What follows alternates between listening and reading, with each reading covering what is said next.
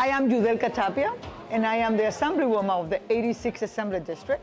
And when we are now, school PS28 is one of my 22 schools that I have in my district. And it's dear to me because I live like 4 blocks from here. And I raised my 4 children like 4 blocks from here. So for me, PS28 is like home. And I've been working with the schools and the principals that have passed through that school for many years and bringing solutions. I mean, this year in the Assembly, we were able to pass $34 billion for just the public schools of the state of New York.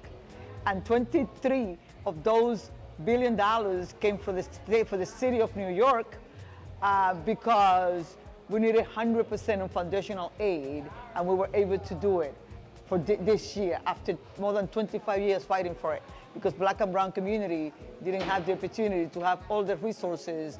Other districts, like the Upper West Side, like part of Brooklyn, like part of Queens, have 100% foundational aid for the schools all forever. We didn't.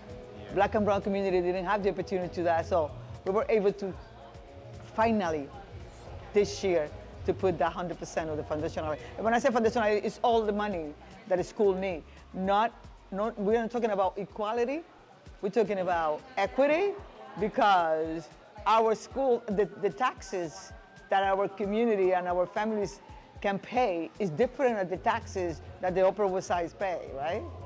So those schools get more money than us, and we are not fighting for that anymore. We're fighting for the equity, exactly what is needed. The one that needs the more have to have more.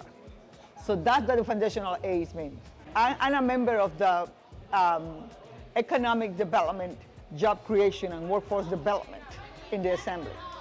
So of course, I picked that one because our youth, believe it or not, many of them are in the streets. They dropped out from school during the pandemic and they didn't come back. And we need to meet them at their level. So I'm putting I asked the governor, I'm putting $6.7 million to create a workforce development in Fort Row for all the young people that are not gonna go back to school, so they can be trained in the climate change jobs that are going to be there. Going to be jobs that are going to pay a lot of money, but you don't have to go to college for that. So we put in that workforce development office there to make sure that we train our people there so they can also raise their family with dignity when you get to the time.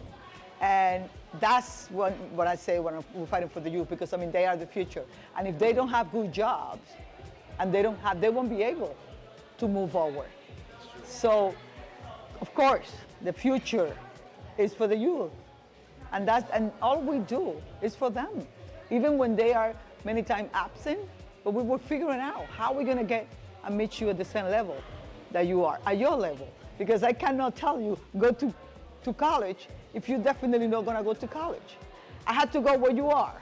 Okay, definitely I'm not gonna go to college. I already lost all the time. I'm not in that. But you can still get a good job. You can still get a good training. You can still go to, and this is meeting them at their level where they are, and make sure that they are productive in the future.